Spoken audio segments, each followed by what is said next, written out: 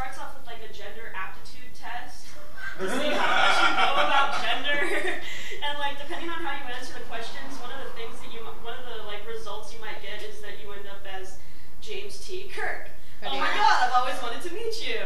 And then like, you know, it's just very interesting. I've only gotten so far as the gender aptitude test so far, but just looking ahead and just sort of browsing it, there's all kinds of different things that she touches on, like race and class and like BDSM and just really interesting sort of stuff, and how like cyber society plays into it all too. It just seems like it'll be a very promising sort of book. I wrote something for today. I know I'm shocked myself. I noticed that my writing was getting too formulaic and rigid, and that's not what I really wanted for myself. That's not really who I am.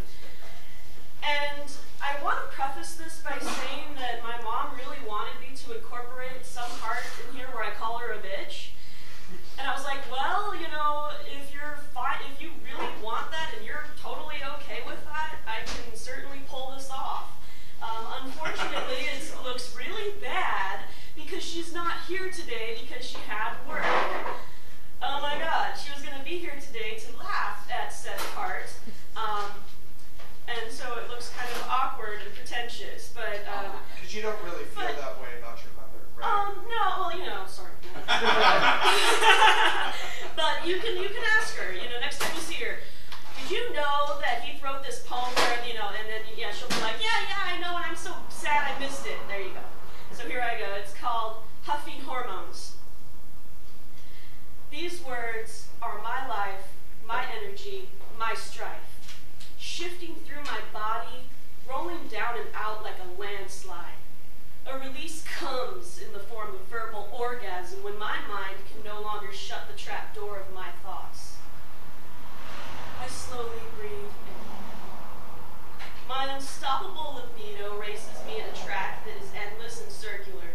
I gasp for air in between hands of just the same motion, fast circles of light, and I see the darkness. Oh, wow, pores. Huh, this is how prostitution became a profession. I profess my disgust for such exchanges, but people do what they will. I slowly breathe in. Minute molehills emerge the once smooth canvas of my face. They erupt, spewing their endless oily venom in every direction, like the volcano of my temper when I get a chip on my shoulder. Could be worse. They could be big as boulders. Then again, I could try being bolder, but kinder. I slowly breathe in. Fuck it! Sometimes things I just gotta spit. Call me tranny, call me faggot, call me what you want, just don't call me something I'm not. You won't get far beating me down when I bench press 5,000 pounds. Of course it's a bluff, but I'm still tough and I use my strength for good. I slowly breathe in. Then there's my bitch-ass mom, whom I love more than porn on a Saturday afternoon. Well, maybe not that kind of love. But here she sits, the woman whose vagina I saw as an infant scared me into being a man.